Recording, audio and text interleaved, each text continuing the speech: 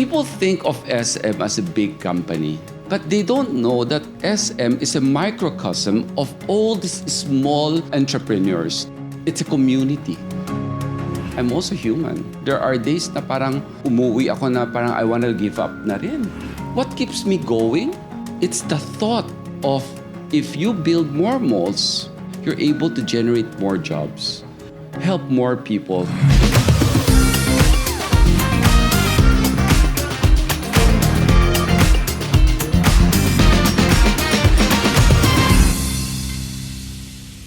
Magandang araw mga kagulong. Ako po si Mister Angkas, Royeca. Welcome sa pinakabagong episode ng PasaHero. They say change is the only thing that's constant at kung hindi ka marunong mag-adapt, mapag-iiwanan ka. How do you constantly adapt sa mundo na puro pagbabago? Yan ang ituturo sa atin ng guest natin today. He's a hero to thousands of negosyantes. Nako, yung mga mall tenants niya, hindi lang yan malalaki pati maliliit. Muntik mawalan negosyo ng pandemya. And you know what? He not only saved them, but he changed the face of the entire malling industry in the Philippines. Made it really, really nice, good, cool, upscale, lahat na. Safe, convenient for customers. So sobrang excited ako to welcome my very, very dear friend, ang presidente ng SM Supermalls, Steven Tan. Hi, George. Hello! Thank you so nice much to for be being here. Thank you, by the way, for inviting me today to be part of this program. It's really an honor that you said yes. I've really been wanting to invite you here and share your story because I really find it very inspiring what you do every single day. Thank you, thank you. So, Steven, my first question, how does it feel to be the boss of one of the top companies, brands, organizations in the country? That never entered my mind, being a boss of a big conglomerate, no? For me, it's just about, getting things done, helping others, do whatever in what capacity you can to help others. That's the only thing that, I have. Because once you let that boss thing get into your mind, delikado yan. Delikado yan. So you're unexpected sa'yo itong destination na to, being the top head of this very large organization. We have a town hall. They call it Coffee with Steven Tan sa SM, no? And then someone asked me that, if I saw myself becoming the president of SM Supermalls, last 2020, January 2020, no? The answer is, I have never ever thought of that. I have never honestly think about it. Ako, as an employee or as an executive, do whatever you can, plus more, and then bahala na sila. They definitely will give the people who work the hardest and have contributed, the title that they deserve. Merit. Yes. This is meritocracy. Meritocracy. You are a firm believer in meritocracy. And this is from somebody who was handpicked by the boss herself, Ms. Tessie Cosin. We'll get to that later. But before that, I want to go back to when, your childhood, right? You were in a very strict Chinese family. Very conservative Chinese family. And I was the eldest son. And, in the Chinese environment, being the eldest son is like, the dad expects so much from you. Taas ng expectations. So talagang grabe. Medyo bordering, the discipline is bordering parang a military discipline. 7 p.m., dinner time, you be there or else you won't eat. 6 a.m., whether it's Monday or a Sunday, you wake up. I mean, there's no, nowadays the kids, Saturday naman, Sunday naman. Sleep in. Baka pwede hanggang noon time na lang tayo magising. No, kami hindi. At 6 a.m., that's 6 a.m., you wake up. And how did you feel about that? I mean, in hindsight now, was that something that you appreciated? Was that something that shaped you, or was that something that became more of a something that you would avoid? When I was growing up, I hated it. I actually resent it, no? Sabi ko, because you tend to compare eh. Yeah. Bakit yung mga classmates mo pwedeng magising ng noon time ng Sabado at Linggo? How come you have to wake up at 6 a.m.? How come with my classmates or my friends, they would talk over dinner and then stay there until like for 2-3 hours, they're having dinner and then chatting with each other. While ako, 30 minutes lang kami allowed mag-dinner. Then after that, we even bus our own plate and bring it to the sink, di ba? That is how we grew up, no? In the beginning, I kind of like resented it, no? But towards the end, I felt that it is because of that. I have a very good discipline in life, growing up even at work. I brought it even at work. So nowadays, 6 a.m. automatic gising ako. Kahit na if I stayed out late, like partying until 2 a.m. in the morning, alas 6, gising ako. Alas 7, nasa gym na ako. Biological clock mo na talaga yan. That was imprinted already. Yes. Alam mo, I'm still trying to wake up at 7. Yung talagang bagong habit na ginagawa ko. But not 6. You're 6 talagang clockwork for you. Yes, no? yes. In entrepreneurship, you tend to put a lot of stock on inspiration, motivation, excitement, passion. And we all know, as you go into the grind of business, that wanes over time, right? And discipline becomes really the fortitude that you need to, be successful. Agree. Right? So yung spark mo si inspiration, pero yung long tail mo si discipline. How do you manage that with your day-to-day, right? Because you have to inspire a large organization, but you also have to be the disciplinarian. You know, what goes in your mind? Management by example. You walk the talk. Because if your staff or the people around you see you, you've always been telling people to do this and to do that, pero ikaw naman, you're so relaxed, you put your feet up on the table. What's the point, diba? So I always also believe that if they see you doing it, they will also copy what you are doing. So a good leader really reflects on the people that he also has or he manages. Wow, that's I completely agree with you. With your father wanting, I heard somewhere that he wanted you to be more Chinese. Yes, because I wasn't Chinese enough. How does that make you feel? Siyempre, you're growing up. Sometimes you have friends who are non-Chinese. You speak English or you speak Tagalog. He feels that, I listen to Western music during that time, in the 80s, the British pop group. I was growing up, I was part of those. Influence mo. I should not tell that too much because it's showing my age.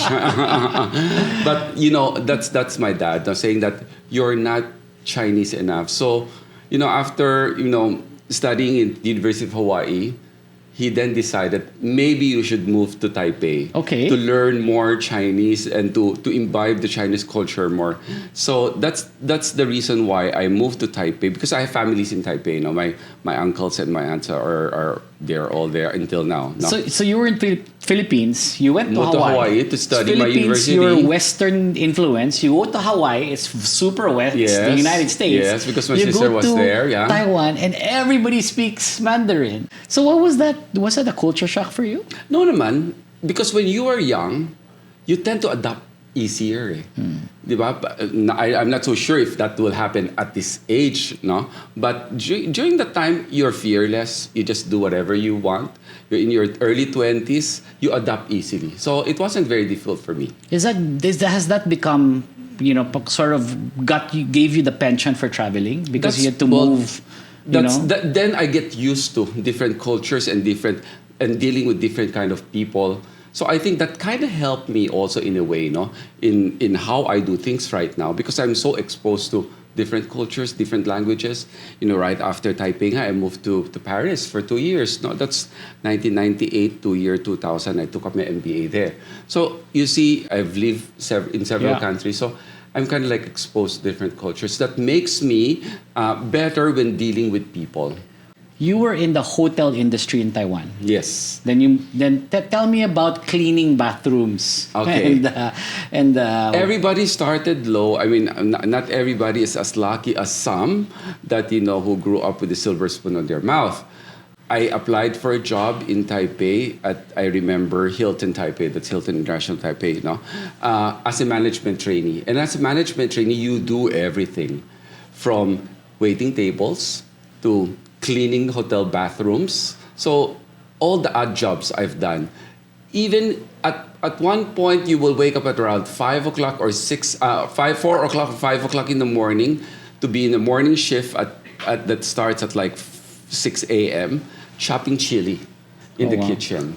So those are the Kitchen things that prep. yes, those are the things that I've done in my life. So no regrets. And you moved up to being the front desk manager. Then at the age of 25, I was the front office manager of a big 5-star hotel. Now, I was then the youngest front office manager in that city. So you're really sanay to like move up the organization. Yes, that really yes, became yes. kind of your superpower.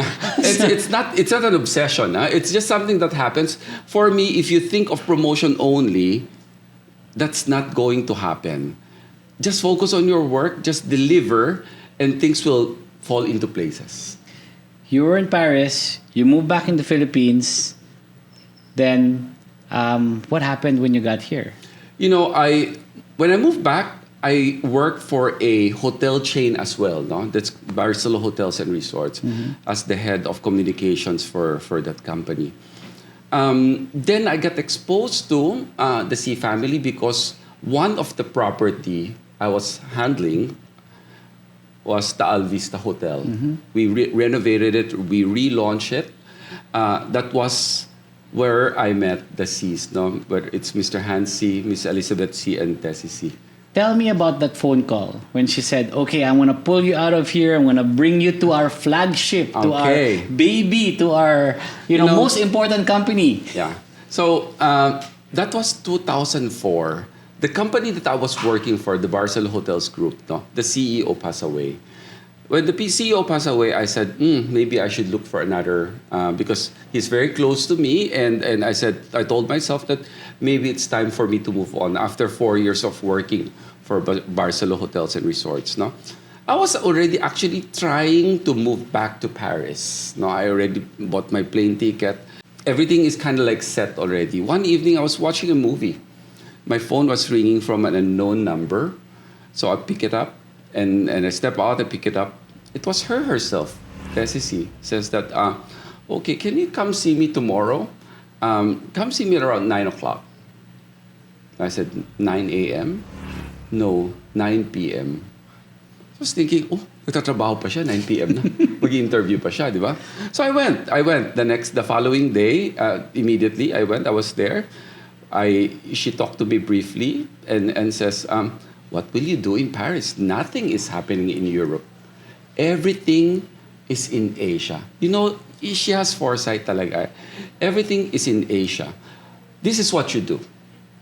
Go to Paris, have your vacation. How long do you want? 2 weeks, 1 month? Come back and work for me.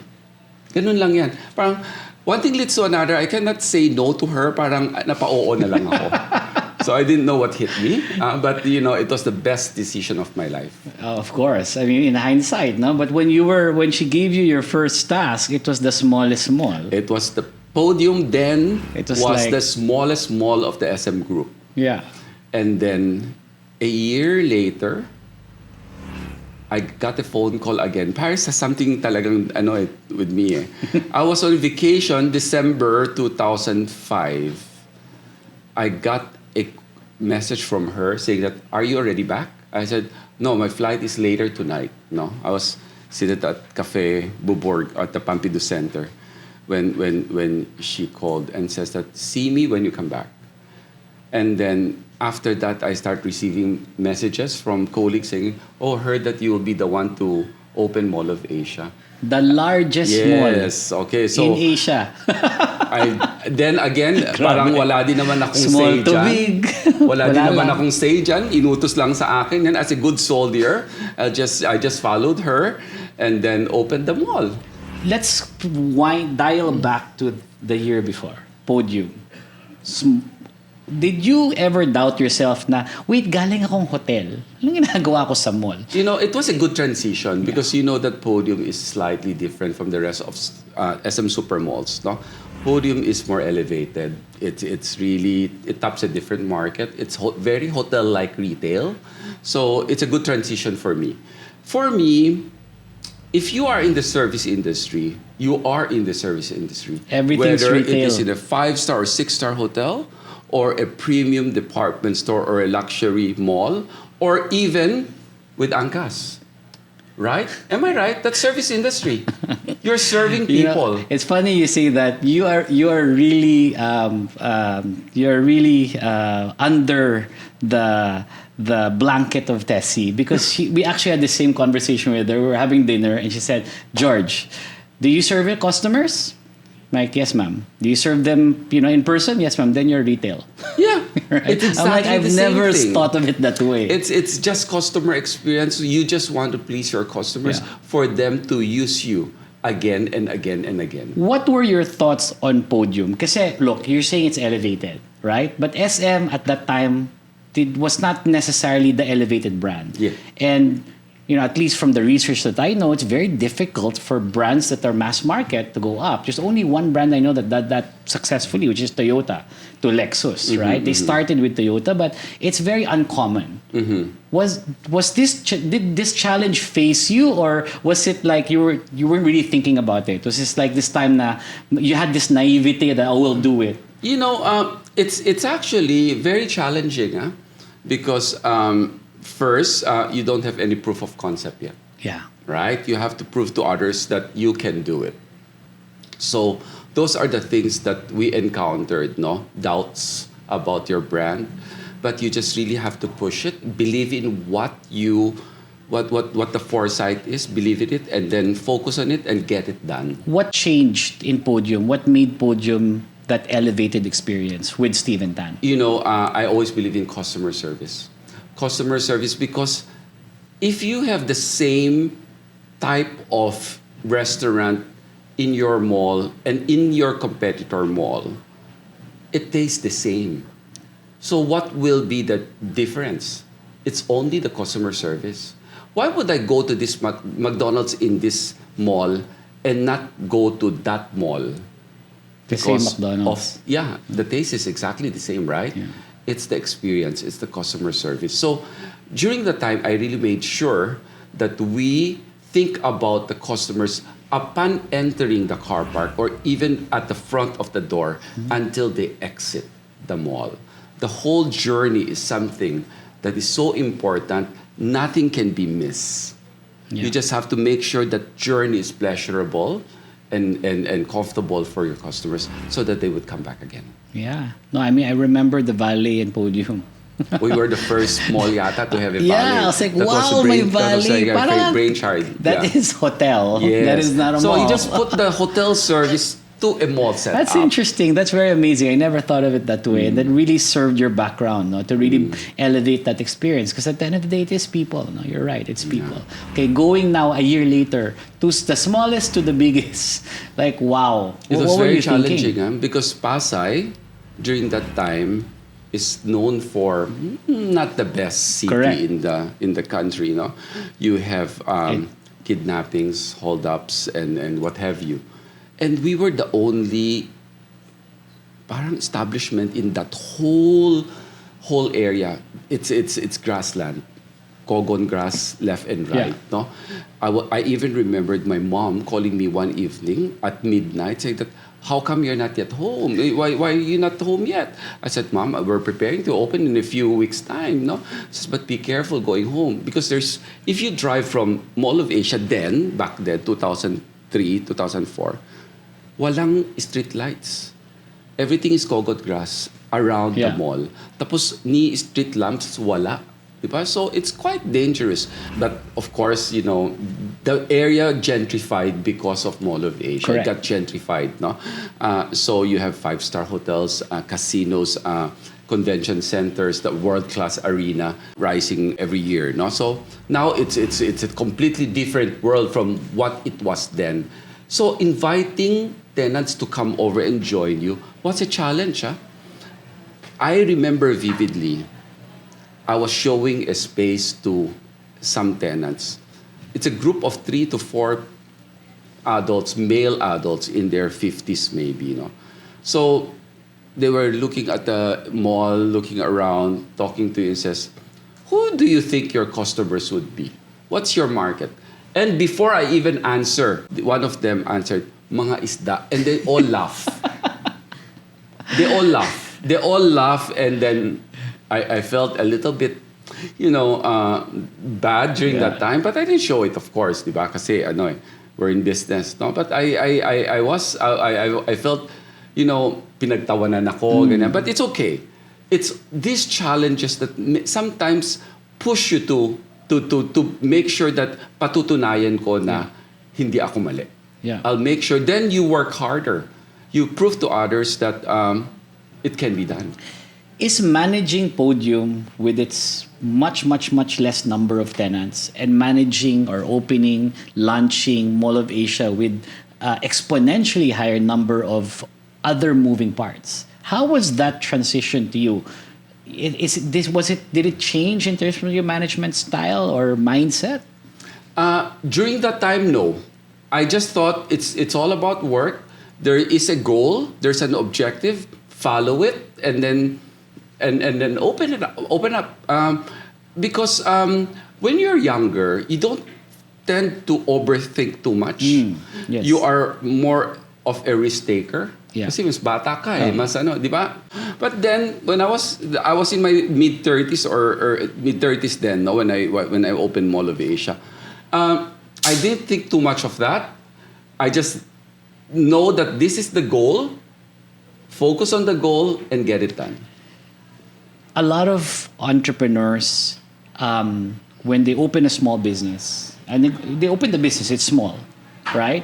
It's a different mindset when it's small, and it's a different mindset when you start scaling. Yes. But you just took it on. Yes. With what I can do with this, and I will do with this, and that's amazing. That resolve, George, and that it happened so fast. Yeah. For me to even think about it.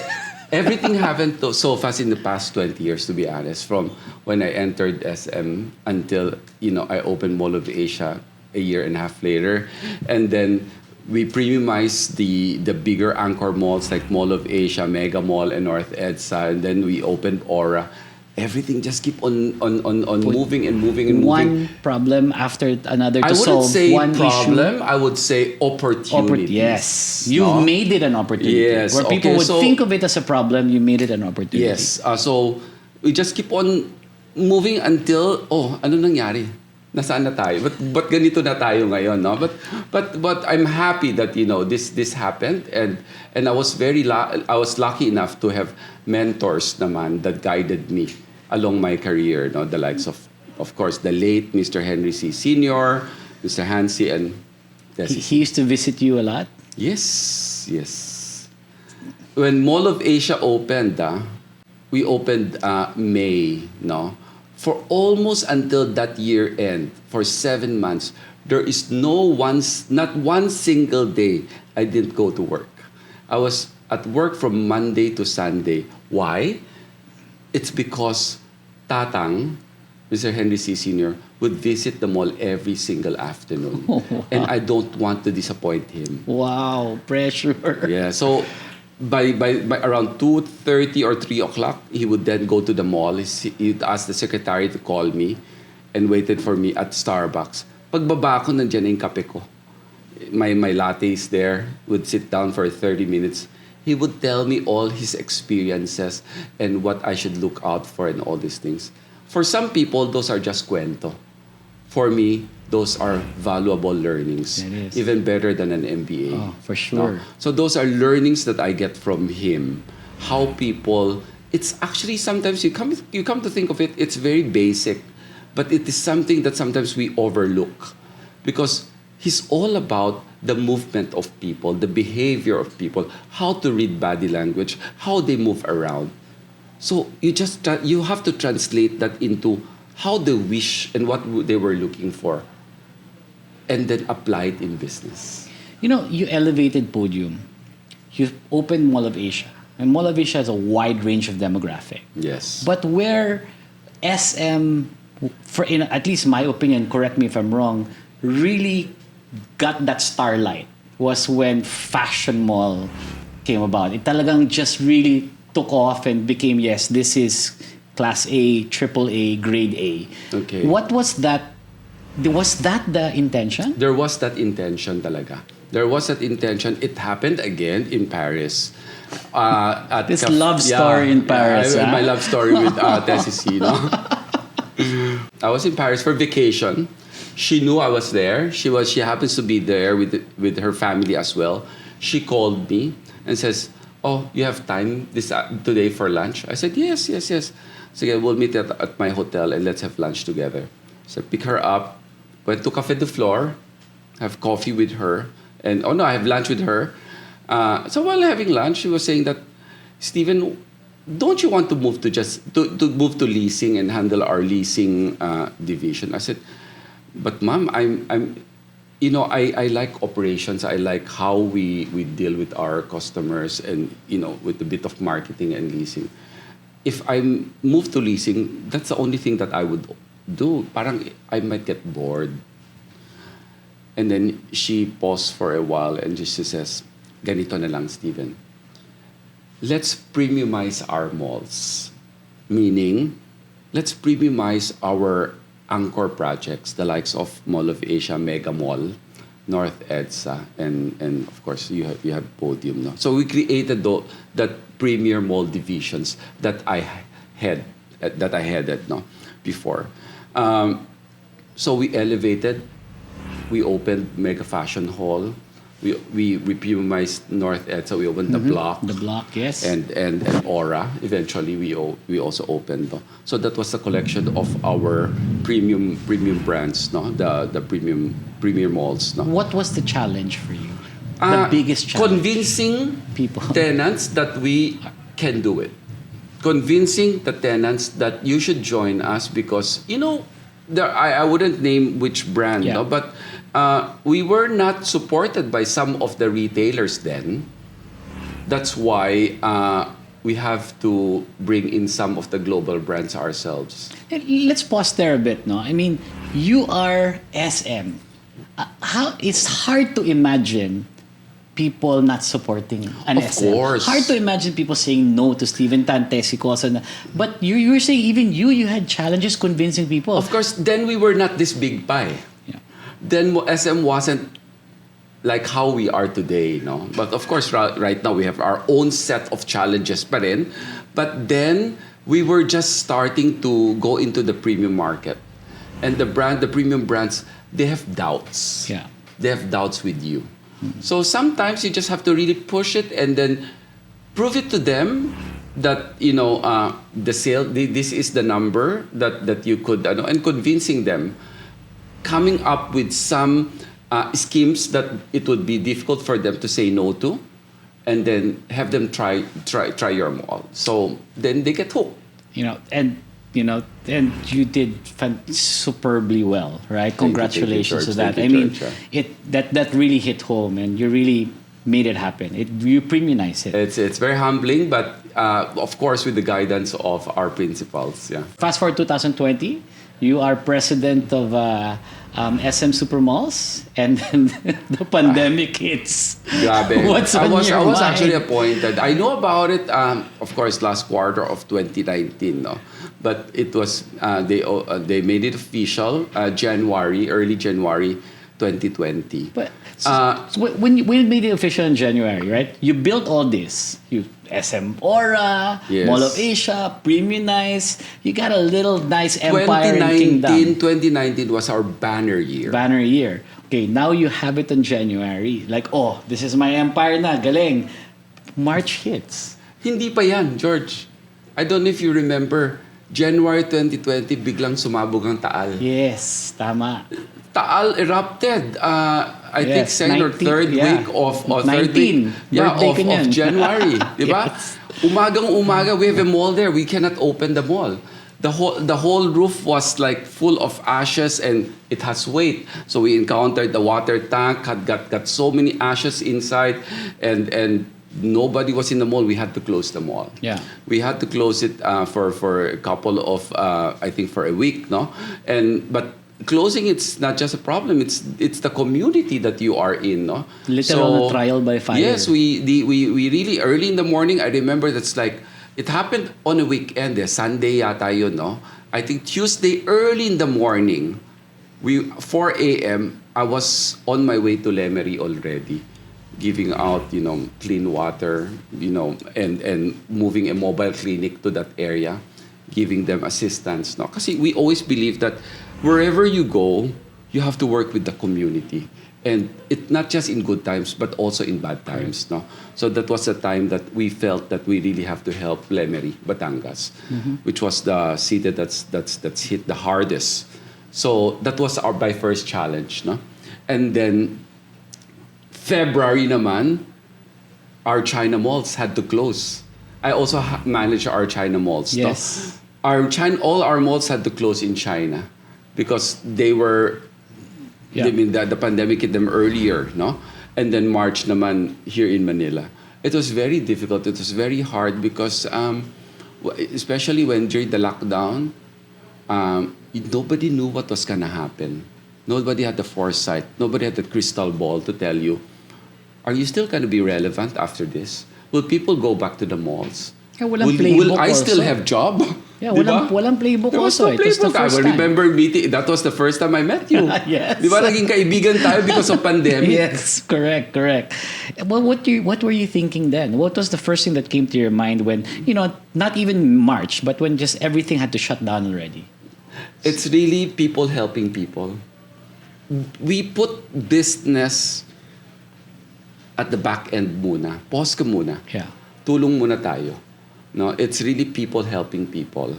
And we turn our malls into community centers, vaccination centers. You're one of the first. Yeah, yes, and then I remember. I had my vaccination in your mall. Yes, George, March 16 we locked down.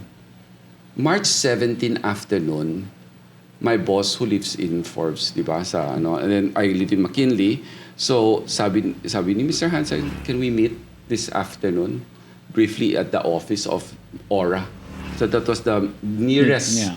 No, so we sat down together, and there were 3 questions that were asked from me. The first question is, what will we do with our employees? Oh, wow. Okay. My suggestion then, and Mr. Hans agreed then, was let's continue giving them their salary if they don't come to work. No, so just pay them. Don't let them use up their leaves muna. Just pay them like regularly. Get them to coordinate na lang with our tenants and help our tenants through online and phone. No. The second question is, how about the security guards and the janitors who's been serving us but is not really an employee of ours directly? Diba? So the decision of Mr. Hans then was, give them 5,000 pesos per 15 days without tax, just dole out lang yan. Assistance na lang. Ayuda. No, ayuda. But do not give it to the agency or owner. Give it directly to the janitors and to the security guards. We have hundreds of thousands of them. So we have to do that because we have the list naman eh. Di ba? Meron naman kaming job postings dyan and names. No? So we have to give it to them directly either via bank to bank or they claim it in our admin office. The third and final question was, how about our tenants? We have more than 25,000 tenants who rely on us, no? And majority of them are MSMEs. 75% of our tenants are MSMEs. They're not big chains. They're not, food glomerates. They're MSMEs. Yung mga carts, kiosks, yan yung mga hirap, di ba? It's mga maliliit na restaurant, maliliit na retailer. Yan ang mas mahirap, di ba? So, what shall we do? I mean, we've never encountered this since we started doing business 1958. During mo 2020 lang kami naka-encounter ng ganito. My boss says, how can we collect rent from them if they're not earning? Correct. That's without any mandate from anyone, no? That's any government mandate. There was none of that, no? So we just waive all the rentals. That cost us billions of pesos. A lot of people are saying, mayaman naman si SM eh. Pero mayaman si SM, pero malaki din ang expense ni SM.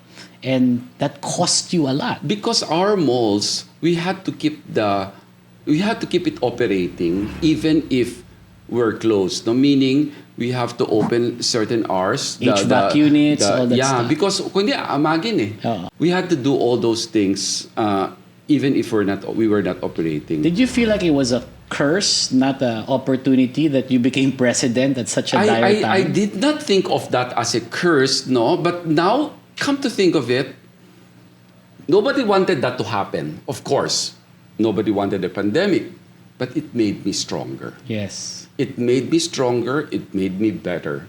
It made me think. And I don't think there's any other crisis in the future that would be as big as COVID-19.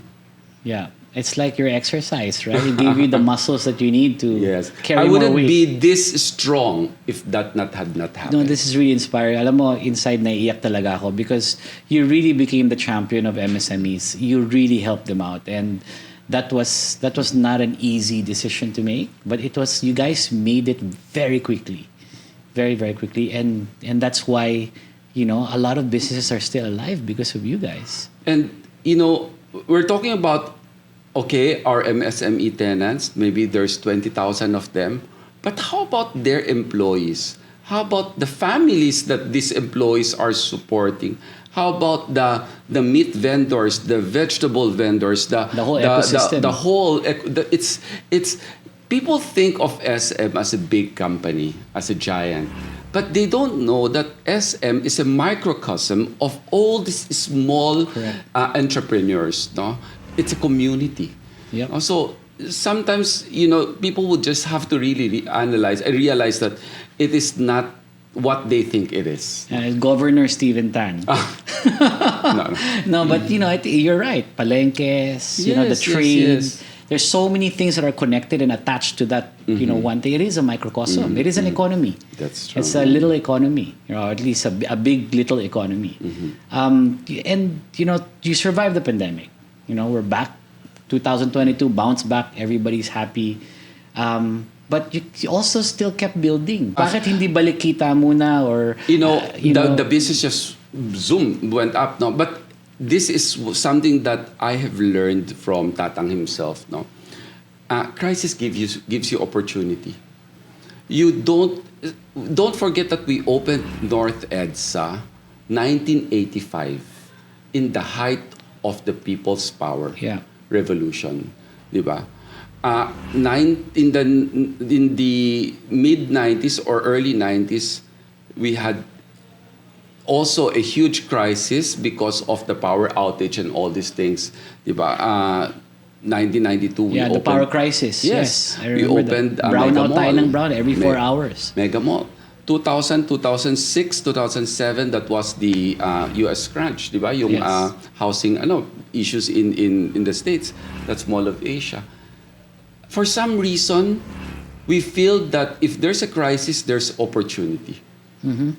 No, that's really changed the mindset, right, of leaders like Steven, because you don't see problems anymore. Like what he said, he corrected me earlier. As soon as I said problem, he said, no, they're not problems, they're opportunities. And if you're in the best place in the Philippines because you have thousands, if not millions of opportunity, and if you think like Steven, a leader like him, then everything is it's an avenue for growth. Yes, that's true. Right. Wow, that's really insanely inspiring. What's next for Steven Tan? I mean, you're at the top of your game.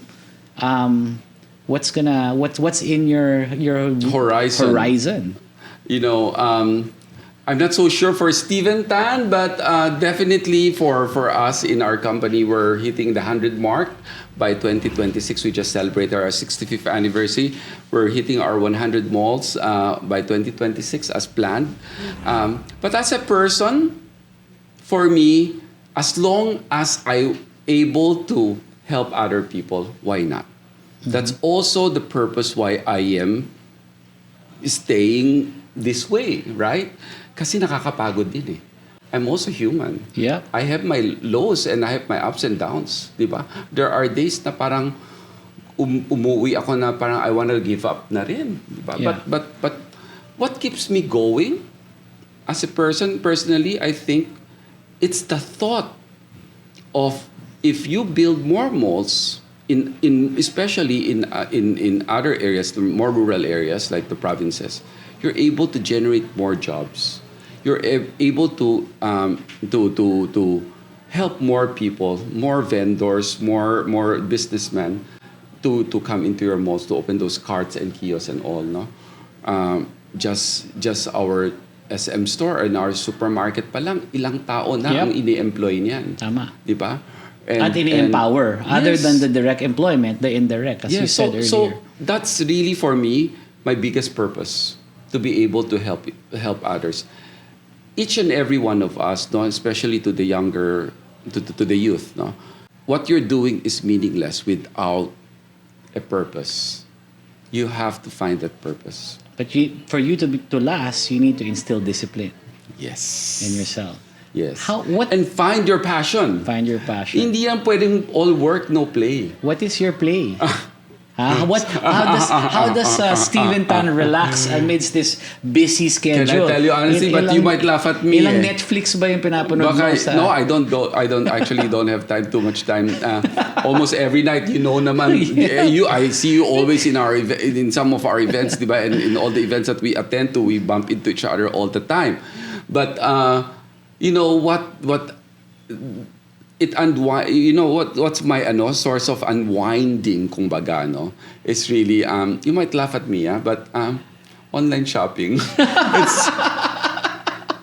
I'm in the mall business. Hello, right? But I browse and sometimes I look at nice things and those things that would make me happy.